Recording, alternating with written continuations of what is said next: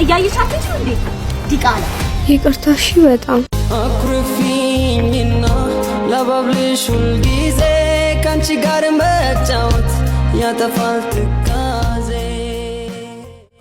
እህቴ ለምን አልቀሰቀሽኝ?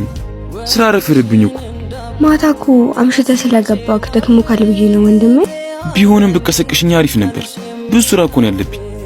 አንተ ወሬ አለብክ ደግሞ ማታ ደግሞ እየቃዠህ ነበርኩ።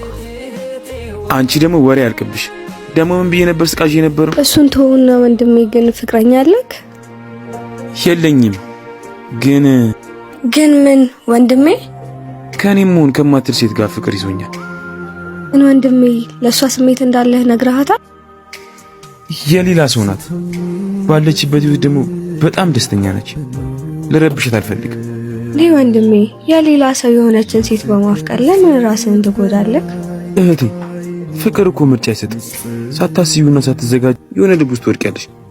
ለዛ ሰው ደስታ ስትይ ደግሞ የራስሽን ደስታ ታጫለሽ። ምን ልታረግ አሰብክ? ምን አስባለሁ? ከርቆኝ ደስታዋን እያየሁ ፍቅሬን አስታግሳለሁ።